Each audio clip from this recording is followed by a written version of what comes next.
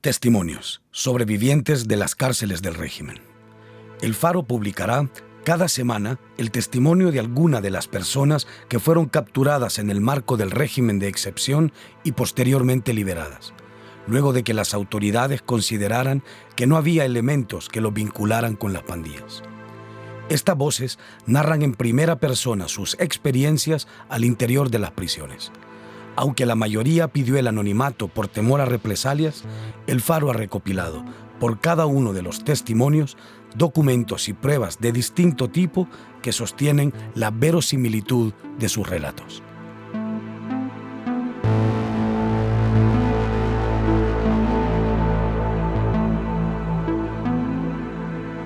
Alba tiene 28 años de edad.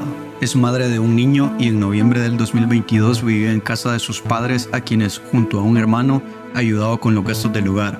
Había aplicado a un programa de visas del Ministerio de Trabajo en la Embajada de Estados Unidos y había sido seleccionada para ir a trabajar a principios del 2023.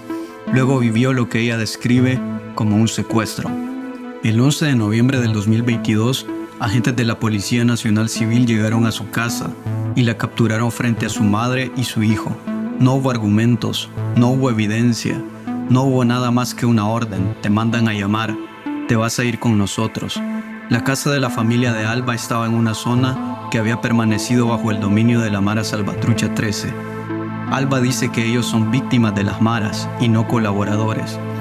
Asegura que la clica que controlaba la zona asesinó a uno de sus hermanos. Sin embargo, ese viernes 11, los policías la acusaron de ser pareja de un marero. Desde entonces, Alba estuvo 6 meses presa. Con el paso del tiempo, el juzgado le dio la libertad condicional y ella aún enfrenta un proceso basado en pruebas en su contra que aún desconoce. Todos los juicios de las más de 80,000 personas capturadas bajo el régimen desde marzo del 2022 son secretos, según decreto judicial. Es imposible acceder a información sobre ellos, al menos de forma oficial. Alba, como decenas de miles de salvadoreños, es procesada lejos del escrutinio público. Bueno, tengo 28 años de edad. El día de que fue secuestro, lo voy a llamar yo así, porque para mí fue un secuestro que hicieron conmigo. Fue el 11 de noviembre del 2022. Llegaron a la casa, en recuerdo de que tocaron y bueno, yo abrí y dijeron que era lo de casa segura. Entonces me dijeron cuántos vivían en la casa y que si podían pasar, y bueno, afuera estaba lo que es el carro que yo tengo. Entonces me dijeron que de quién era ese carro. Yo le dije que era mío, que le diera los documentos y yo se los di y dijeron que todo estaba en regla. Entonces me dijeron que si podían pasar a la casa y yo les dije que sí, que podían entrar. De hecho, pues yo estaba con un mes de convalecencia porque me habían operado. Ahí estaba mi cuñada, estaba mi hijo. Me dijeron que por favor si yo podía salir. Cuando yo salí de la casa, me dijo un policía, nos vas a tener que acompañar. Y yo le dije, ¿por qué?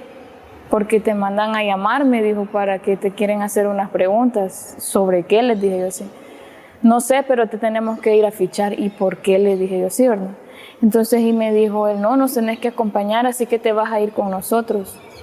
Y bueno, en eso iba llegando mi mamá y le dice, ¿qué pasa? Y le dijo, no, ella nos va a tener que acompañar, dijo. Y le dijo, ¿pero por qué? No, porque la vamos a ir a fichar. Y nosotros diciendo que ¿por qué? ¿Por qué? Bueno, hasta que me subieron al carro de los policías, me subieron. Cuando me llegan a la delegación, le dicen a otro, vaya, encerrarla a ella, que ella se va a quedar aquí. Y yo le dije, ¿pero por qué? Y me dijo, ¿por qué sí? Me dijo, porque sí, me dijo, nosotros tenemos, me dijo, que cumplir una meta, me dijo. Así que vos te vas a quedar aquí y te vamos a acusar, me dijo, de agrupaciones ilícitas, me dijo. ¿Y por qué me van a acusar de eso? Le decía, ustedes en mi casa me han llegado a sacarle, yo no le debo nada a la justicia, le dije, yo no le debo nada. Y me dijeron, no, me dijo que vos sos mujer de un pandillero, que no sé qué. Y yo le dije, ¿cómo es eso? ¿por qué ustedes están diciendo eso? Me están calumniando a mí diciendo esas cosas. Y bueno, me metieron ahí a la Bartolina. Cuando yo llego ahí, luego me vuelven a sacar de ese lugar y me llevan para un lugar donde hacen a uno como un peritaje. Estaban unos policías los que habían sido los que me habían capturado, me habían llevado. Y me dijo uno de ellos que me comenzó a decir: te vas a pudrir en la cárcel, que sos, con palabras tan feas. Me comenzó a decir, yo le dije: tenga más respeto conmigo porque yo no soy ninguna mujer de la calle. Y entonces comenzó a decirme que si todos son iguales, todos los que viven en ese lugar son unas ratas, me dijo. Yo le dije: el hecho que uno sea pobre y vive en un lugar donde ha habido delincuencia no quiere decir que todo el mundo es pandillero, le dije yo, o tiene que ver con ellos. Y me dijo: no, para nosotros todos son iguales. Bueno, me llevaron en ese lugar. Recuerdo yo de que me dijeron que me tenía que quitar toda mi ropa. Eran policías hombres, eran como 10 policías los que habían ahí. Porque me dijeron que me tenía que quitar la ropa porque ellos me iban a revisar si yo no tenía ningún tatuaje. Entonces yo les dije de que yo no me podía desnudar en frente de todos, que para mí tenía que ser una mujer quien tendría que revisarme si yo tenía algún tatuaje, no en frente de todos. Y me dijeron de que lo tenía que hacer y lo tenía que hacer. Entonces yo me tuve que desnudar en frente de todos los hombres que estaban ahí, para que ellos pudieran ver si yo tenía tatuajes o no tenía un tatuaje. Y ahí me traen a la fiscalía, y ahí me comenzaron a mí a decir por qué me habían a mí llevado, que les comentara que el por qué me habían capturado. Yo les dije que me habían ido atrás de la casa, que habían llegado por decir de que eran de casa segura, y que cuando yo llegué a la Bartolina me dijeron de que me iban a acusar de agrupaciones ilícitas porque ellos lo que querían era cumplir una meta por el bono que les estaban dando. Bueno, todo eso me preguntaron que si yo había tenido algún tipo de abuso que ellos habían hecho. Yo les dije que sí, que me habían hecho que me desnudara en frente de todos, porque había una persona que era de derechos humanos, recursos humanos. Día lunes, como a eso de las 10 de la mañana, 10, 11, me llevan para el penal de Apanteos. Iban 4 mujeres más, eran de otras partes. Solo una persona más sí era de ahí, de la misma zona. Entonces, bueno, nos llevaron.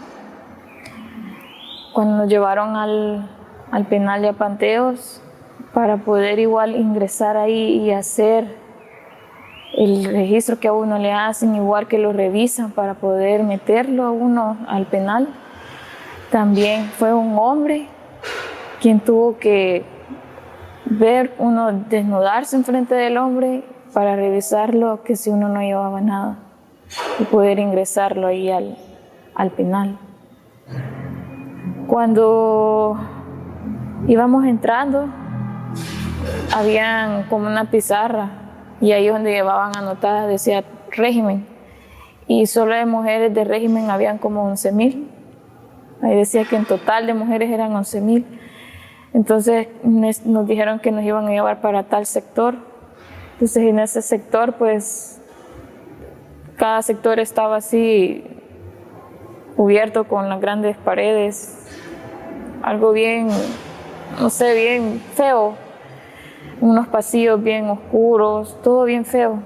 Entonces cuando me llevaron, yo pasé ahí a ese sector como eso, quizás de las 3 de la tarde, ya era bien tarde, se sentía.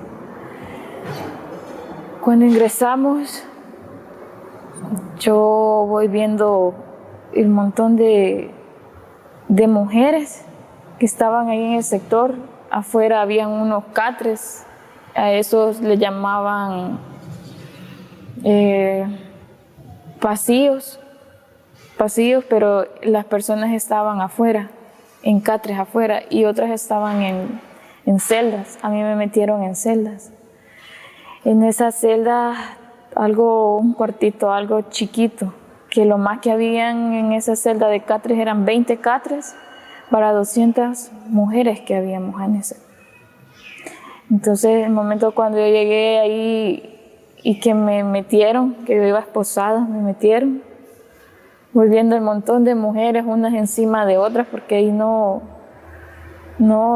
cabe, pues no cabían. Entonces,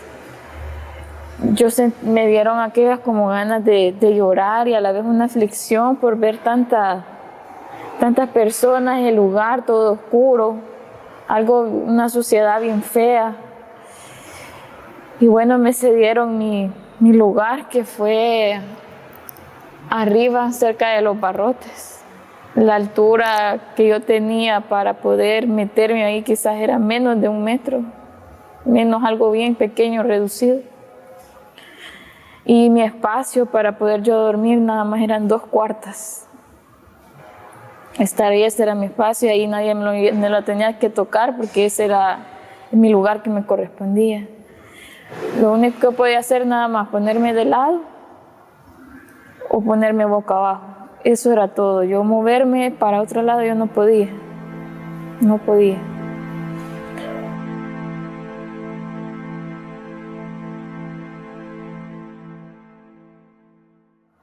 Comenzaron a llamar y dijeron que salieran todas las de nuevo ingreso. Y bueno, salí y nos hicieron que nos bañáramos con 3 guacaladas de agua, desnudas, completamente, nuevamente ahí, desnudas, y nos echaban ellos el agua. Y a la misma, nuevamente desnudas, salir hacia la celda y ahí a vestirse. En eso pues llegaron nuevamente para decir que teníamos que comer, que nos llevaron una comida que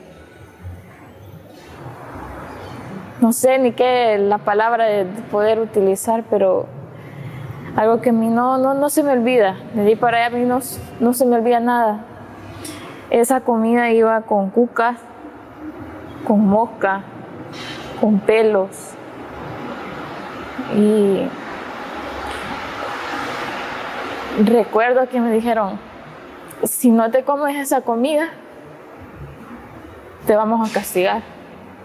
Tenés que comerte esa comida, porque si no te la comes, te vamos a llevar a la celda de castigo y ahí vas a pasar 5 días sin comer, sin ver la luz del sol, sin tomar agua, sin nada. Entonces, las que habíamos llegado de nuevo ingreso, nosotros teníamos que comernos eso, no dejar nada, absolutamente nada. En la madrugada comenzaron a decir baño, baño, baño, baño, y ahí todas teníamos que salir desnudas nuevamente.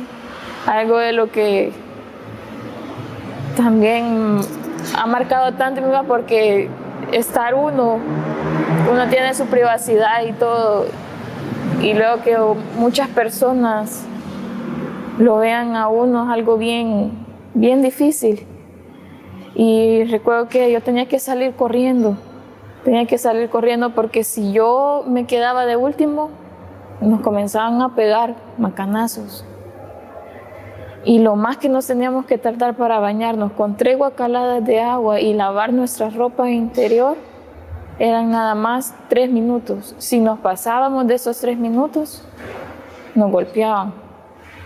Entonces ahí la que se quedaba de último la llevaba a perder porque le iban a pegar. Llegaban y decían conteo. Ahí uno tenía que estar como de sapito, con las manos en el cuello. Tenía que salir uno con las manos en el cuello, estar de sapito, y luego que iban por cada celda contando. Y uno tenía que salir corriendo. Y ahí estaban las custodias que iban contando cuántas eran las que habían en cada celda. Eso era de 2 a 3 veces al día que lo hacían. Y la aflicción, uno de que tantas mujeres adentro de la celda y estar todas abajo, todas no en los catres, sino que abajo, cabal, quizás era un espacio como de 1 metro de ancho. Ahí teníamos que estar todos casi encima de otras, con las manos en el cuello, como de sapito, Y cuando ya decían que tocaba con la cabeza agachada, tenía que salir uno corriendo para que lo fueran contando. Entonces, a muchas personas ahí, pues en mi caso pasó de que yo me quedé sin respiración, como que me comenzó a padecer esto de la presión. Y me recuerdo de que yo estaba así y yo sentía que yo ya me iba a desmayar. Entonces en eso le dijeron a la encargada de que yo me estaba quedando sin respiración. Entonces me tuvieron que sacar de ahí y a mí no me hicieron que corriera. Entonces la custodia luego se quedó así, me dijo que yo me tenía que quedar a la par de ella, pero siempre con las manos en el cuello, agachada como el sapito y viendo para la pared. Lo más difícil ahí era ver señoras de 80 años haciendo lo mismo, personas que les pegaban, las mismas custodias. Ahí nos llegaban a decir, ustedes se van a podrir, ustedes ya no van a salir, ustedes son un asco para la sociedad. Bueno, yo presencié muchas cosas. Un día, una señora estaba bien mal de salud, pero malísima.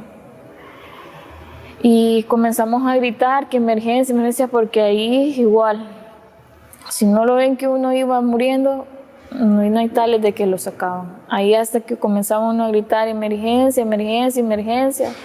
Bueno, todo el mundo gritando emergencia, casi todo el sector gritando emergencia. Nunca llegaron. Esa señora comenzó a vomitar sangre. Los ojos comenzaron como a trabarse. Y comenzó a hacer un ruido en su pecho.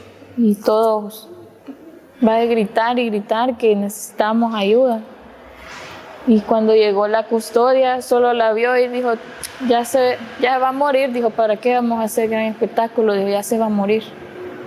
La agarraron a la señora, las otras mismas reas que habían ahí, la agarraron y la sacaron y dijeron que ella se había muerto. Luego de eso pasó otra a los días, una señora que se había puesto totalmente amarilla, ella ya no podía caminar y ya quizás como unos 35 años tenía. No podía caminar, solo pasaba vomitando sangre. A ella una vez la sacaron al hospital nada más, de ahí mismo del penal de Apanteos, y le dijeron que ella tenía leucemia. Pero ella jamás había padecido de eso ni nada, sino que fue algo de lo que, no sé, pues ahí le dependió, ella tenía ya, la señora le dio como una convulsión.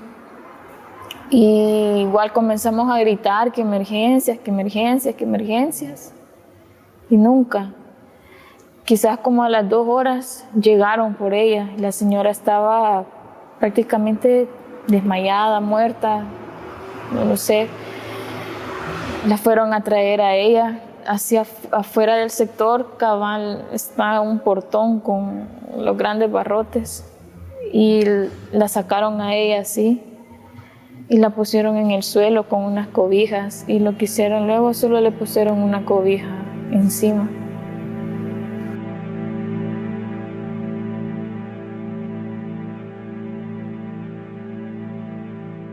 Después de eso sucedió que en la celda en la que yo estaba, eso fue como en enero, entraron otras mujeres de nuevo ingreso que le llamaban ahí, de personas que llegaban. Y esa muchacha iba con 4 meses de embarazo.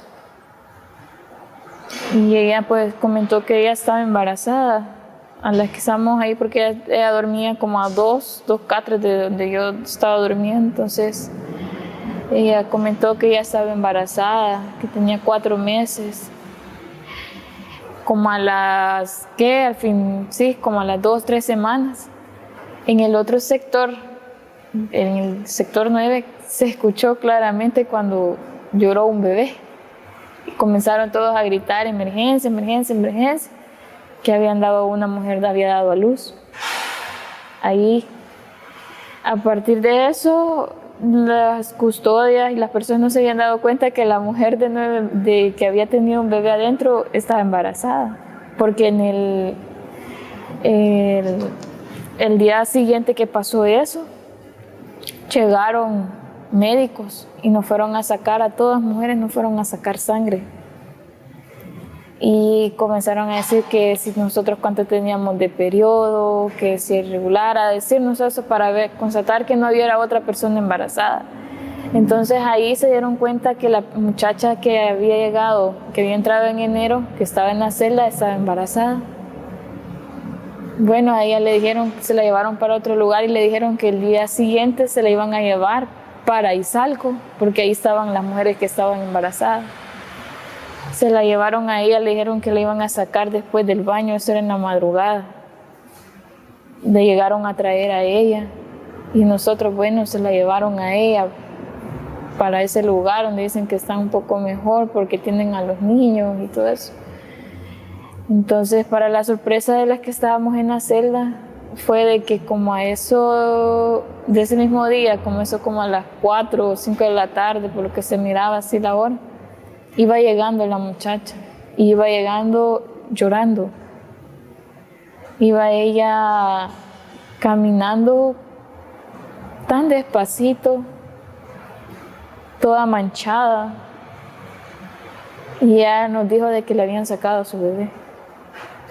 Fue algo bien difícil porque ella, a pesar de estar en su hogar, pero ella dice que tener su bebé, pues, pero le habían quitado a su bebé, se lo habían sacado.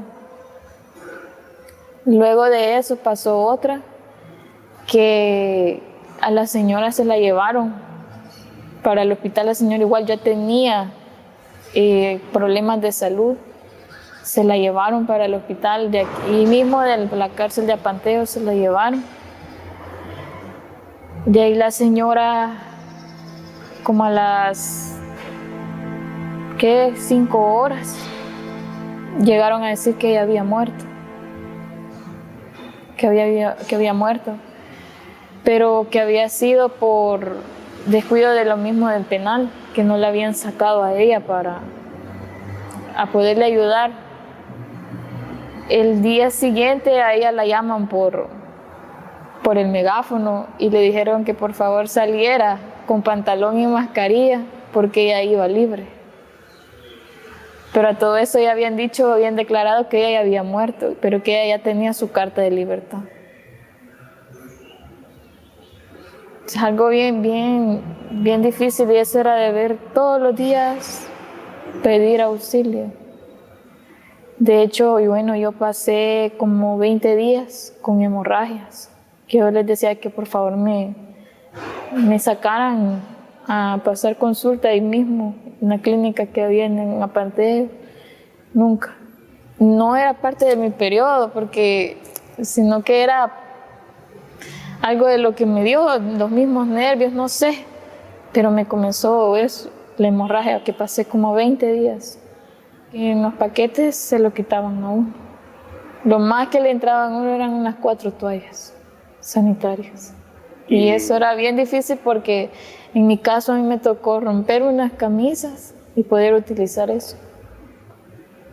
En total, en ese sector habían 8 baños para 2.500 mujeres que habíamos en ese sector. Se tenían que hacer una fila grandísima para poder llegar a los baños. Luego, pues cuando nos encerraban en las celdas, que no nos dejaban ni bañarnos, ni nos daban ni comida, ni tomar agua, y teníamos que, aparte de eso, en cubetas hacer nuestras necesidades.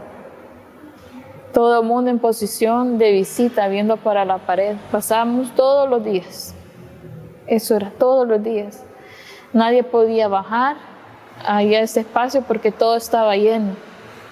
A mí, de mujeres, todo de mujeres. A mí, pues, para poder yo comer, yo tenía que comer boca abajo. porque yo no tenía permitido bajar, las que estábamos arriba y todo, nadie podía bajar ni nada, porque por el espacio nadie podía sentarse a comer. Entonces a mí todo el tiempo me tocó comer boca abajo, estar todo el tiempo así, todo el tiempo. Y eso de que yo tenía un mes que me habían operado. Entonces para mí eso fue bien difícil porque hasta se me hizo una pelota en la operación, porque yo tenía que subirme en una altura bien alta, subirme ahí y luego bajarme así hasta como tirarme pues de ese lugar. Y era de todos los días, de todos los días. Yo pues me recuerdo que estaba bien mal de salud porque me había entrado como calentura, yo no me podía ya mover, y me dolía tanto el pecho que de hecho pues cuando yo salí me hice unos estudios clínicos y salí que tenía un cálculo en un pulmón. Entonces por el hecho de estar con mi pecho todo el tiempo, pasar boca abajo,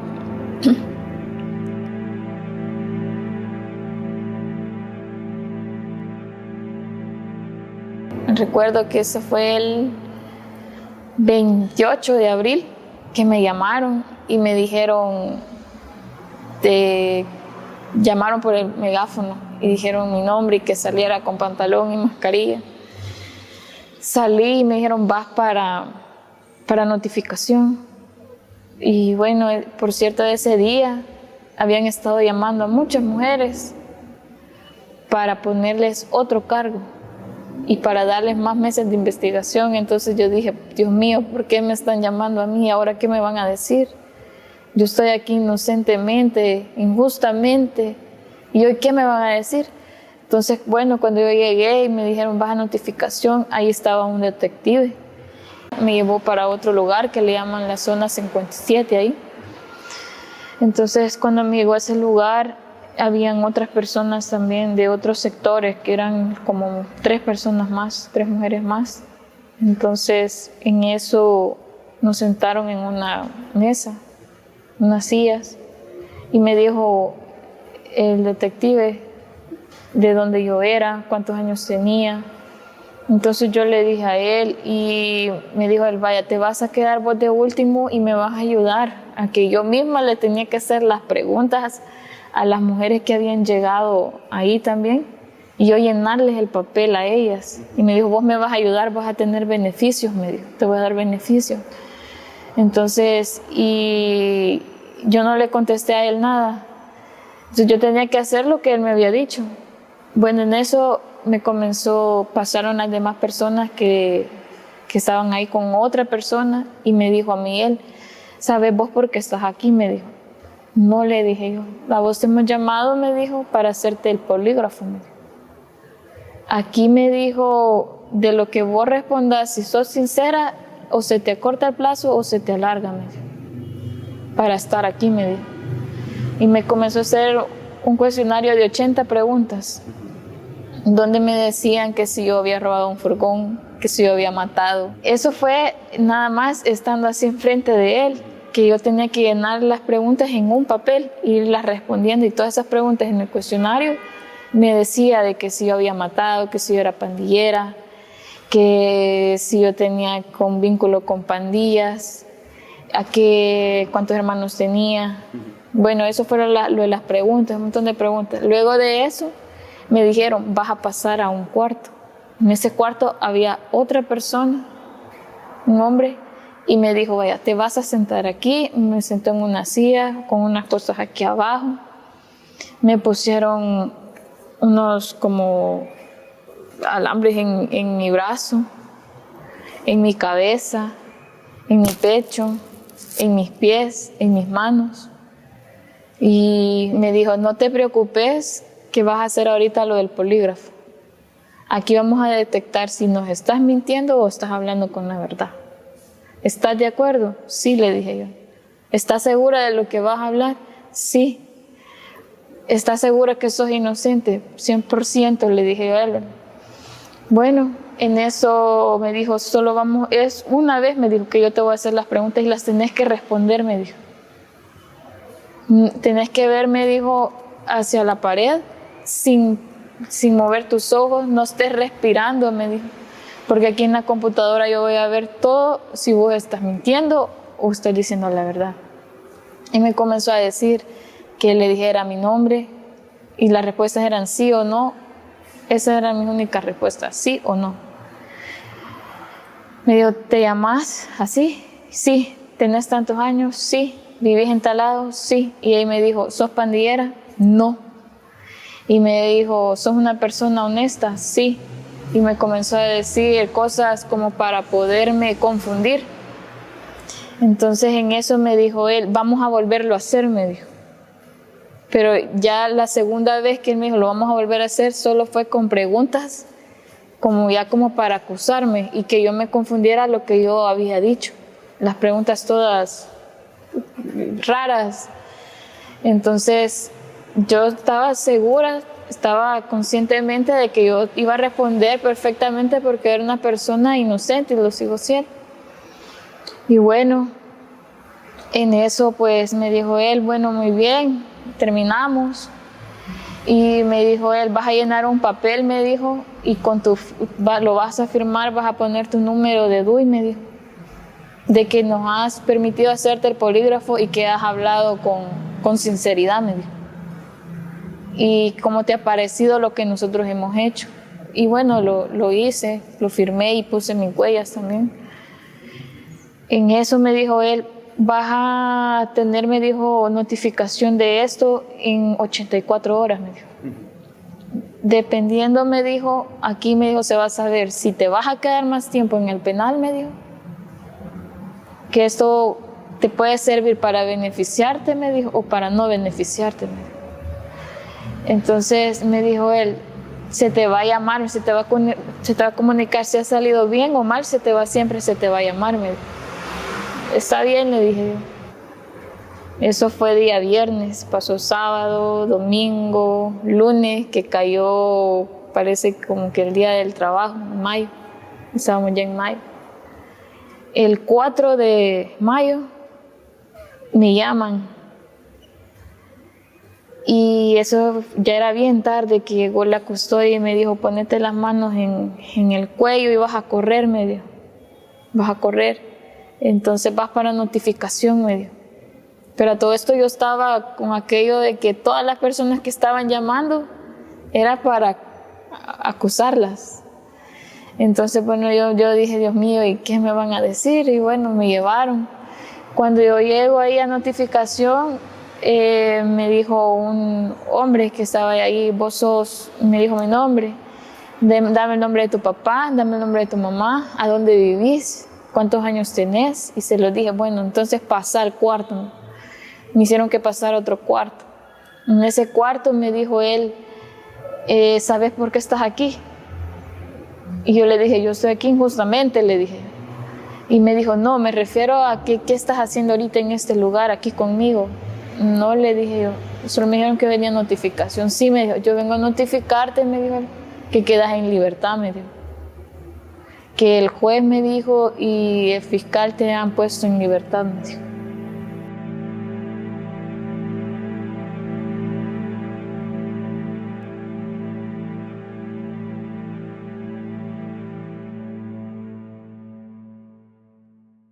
Eso fue el 4 de mayo, de que me llamaron y me dijeron de que yo iba a firmar mi carta de libertad y que iba a quedar firmando cada 15 días. Y me dieron las medidas. Entonces me dijeron que estuviera pendiente porque me iban a llamar para ponerme en libertad. Ese día no me dieron la libertad. Entonces yo sentía que no lo podía creer, pero misma sentía que la alegría en mi corazón de que yo ya estaba libre, y me dijo de que sí había quedado en libertad. Entonces yo en ese momento yo me puse a llorar y todavía hasta él me agarró las manos y me dijo, tranquilízate porque vos ya tenés nuevamente tu libertad, se ha demostrado que sos inocente, me dijo él. Y yo, es que sí lo soy, pero tenés que irte nuevamente al sector, me dijo. Pasó toda la mañana el viernes, como a eso de las 6, ya estaba bien oscuro, me llamaron. Y me dijeron de que yo ya iba libre. Entonces, cuando yo llegué a la alcaldía, me dijeron que yo había salido por medio del polígrafo, que me habían dado en libertad, porque han comprobado que yo era una persona inocente. Entonces, me pusieron en libertad como eso de las 8 de la noche. Fue algo bien difícil porque en ese grupo de que me llevaban de régimen solo íbamos como 2, 3 personas que eran de otro sector que habían sacado. Eran caso común. Entonces, las personas esas como que ya habían cumplido su pena de estar ahí. Entonces, la familia ya sabía de que iban a salir. Pero a todo esto, cuando me dieron a mí el papel, llegaron unas patrullas, llegaron unos policías y estaban ahí ya para cuando nosotros íbamos a salir. Bueno, en eso ellos nos tenían que revisar el papel y poner un sello. Y comenzaron a llamar por nombre, pero a todo eso nos habían tomado una foto grupal de todas las que íbamos a salir en ese momento. Cuando empezaron a llamar los nombres, comenzó a decir el policía: vos sos fulana de tal, vos sos pandillera, vos solo unos días vas a estar afuera y ya te vamos a venir a dejar otra vez aquí.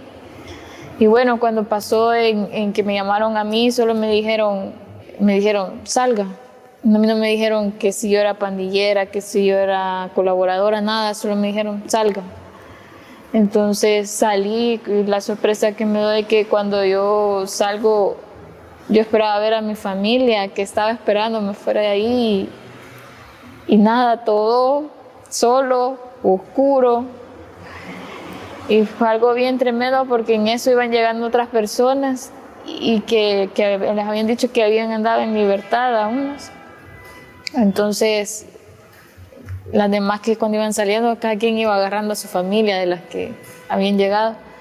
Entonces yo comencé a buscar por todos lados a ver si encontraba yo a mi familia y nada. Entonces en eso se acercó una señora y me dijo que si me habían llegado a traer, y yo le dije de que no miraba a nadie de mi familia. Entonces me dijo ella: aquí traemos ropa, le vamos a cambiar esta ropa maldita. Me dijeron: porque esta es una ropa maldita, entonces quítesela. Y las señoras me comenzaron ellas a cambiar. Y en eso me dijeron: ¿de dónde sos? Y yo le dije de dónde era. Entonces me dijeron: ya vamos a ver cómo hacemos para poder llevarte. Y en eso iba llegando un señor con su esposa y me dijo: mira, nosotros somos cristianos, no tenés desconfianza, te puedes dar un número de teléfono, nosotros te vamos a llevar hasta tu casa. Y yo le dije: sí, me puedo dar el número de teléfono. Me comuniqué y le digo fue el número de mi cuñada, y le marco y le digo que ya estaba yo en libertad y no lo podían creer. Y yo le dije: ya voy para la casa, me van a llevar para la casa. Y me dijeron: no te vayas a ir por allá porque ahí ya no vivimos. Entonces, bueno, a todo esto yo sentí la preocupación: Dios mío, ¿qué ha pasado? Pero para mí lo primero que yo le dije a mi cuñada fue: ¿y mi papá? Pásame a mi papá. No me dijo ella nada. Y yo le dije: pásame a mi papá, por favor. Y yo, de la misma que sentía, yo escuché como que mi papá habló en el teléfono. Pero no, sino que siempre era ella. Y yo le dije: ¿pero por qué ya no viven ahí? ¿Por qué ya no? Ahorita me van a llevar si para allá voy. No estamos ahí. Ya no vivimos ahí. Y yo dije: Dios mío, ¿qué ha pasado? ¿Quién se ha muerto? ¿Qué ha sucedido?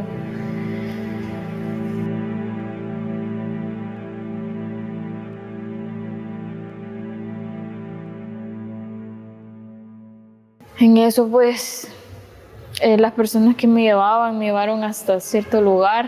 Ahí fue donde yo me pude encontrar con mi cuñada y mi otro hermano.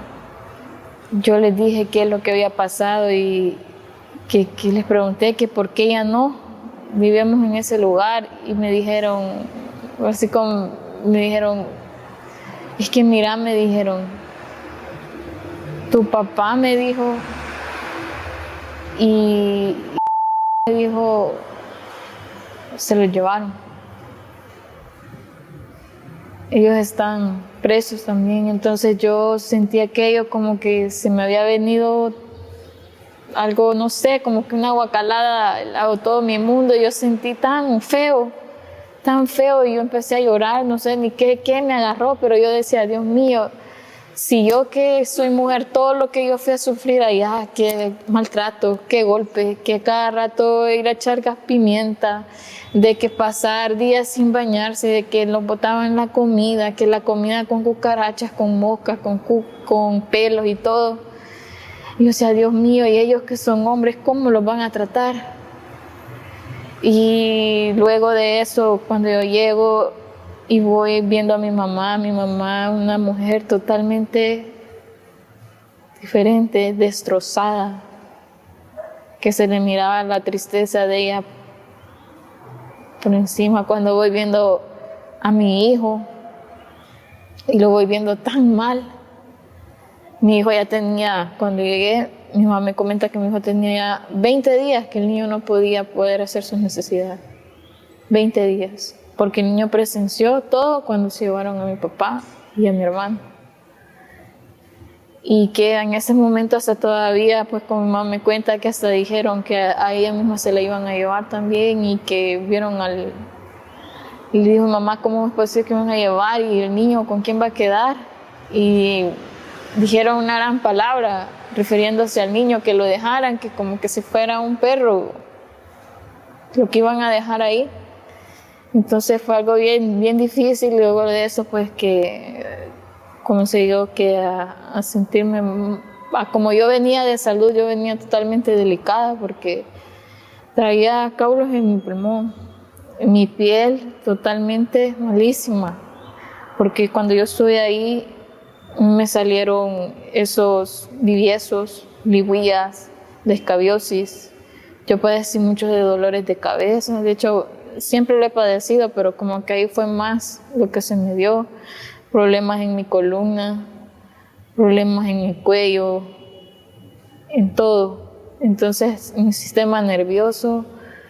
Entonces, a todo esto, ver la situación en la que nos encontrábamos, ver yo mal a mi mamá, ver yo mal a mi hijo, verme yo tan mal a mí, sin yo poder decir hacer nada.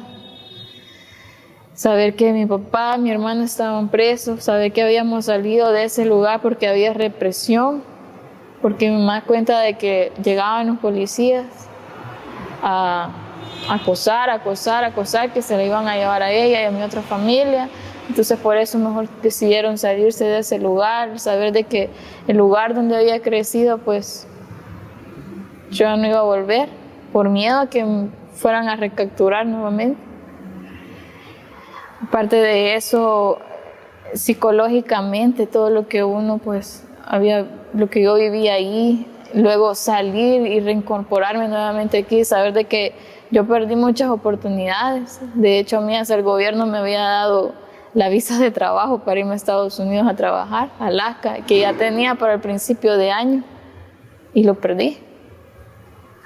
Perdí eso, la oportunidad de poder viajar a trabajar con visa de trabajo que me habían otorgado a mí, que de hecho pues yo sé que a una persona le investigan bien para poderle dar una visa. Entonces, ¿cómo era posible que una persona que era delincuente se le iban a dar? Es algo bien ilógico. Uno poder conseguir un trabajo no se puede. ¿Por qué? Porque lo primero es en decir, preséntenme sus antecedentes penales, antecedentes policiales. De hecho, luego de ver la situación, yo ver a mi mamá y en cómo nos encontrábamos, y yo le dije, mamá, yo voy a ir a buscar trabajo. Quizás tenía como 2 o 3 meses de haber salido, mamá, yo voy a ir a buscar trabajo. Y fui y me hicieron entrevistas y me dijeron que la primera entrada, presentarnos tus antecedentes policiales. Yo lo solicito y me dijeron de que me tenía que presentar a una delegación para irla a recoger. Entonces, hasta ese momento, pues nada más sigo esperando, estoy firmando. Cada 15 días me toca presentarme a firmar. No puedo conseguir trabajo.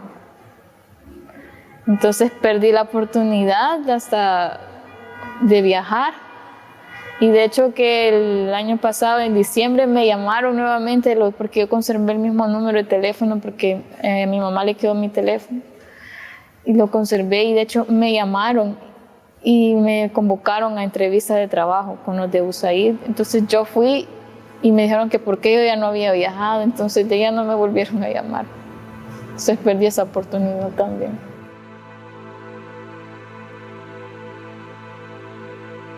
Bueno, la verdad que como aquí es la cultura que tenemos en el país, que si no nos suceden las cosas no sentimos nada. Entonces es bien difícil y la verdad que, bueno, muchas personas dicen eso, pero realmente quien vive, quien conoce realmente a fondo toda esta situación por lo que ha pasado, o sea, creo que no tendría que decir, pues no tendría que juzgar a la otra persona sin conocerla, sabiendo que todas las arbitrariedades que se están dando. Entonces, hasta cuando la persona está comenzando a vivir este proceso, cae y dice, sí tenía razón, no me equivoqué. Entonces, bueno, lo que yo les diría es que no juzguen porque realmente ahora puede ser uno, pero mañana pueden ser ellos y siendo personas inocentes. La verdad que,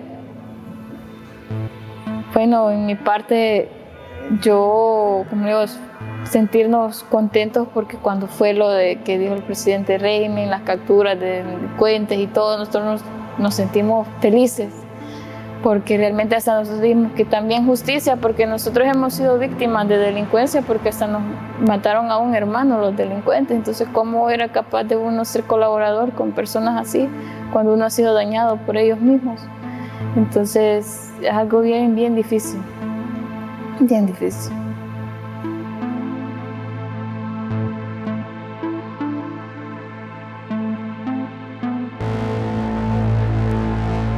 Si has vivido una experiencia como la que acabas de escuchar y quieres compartirnos tu historia, escríbenos a testimonios@elfaro.net. Nosotros te contactaremos.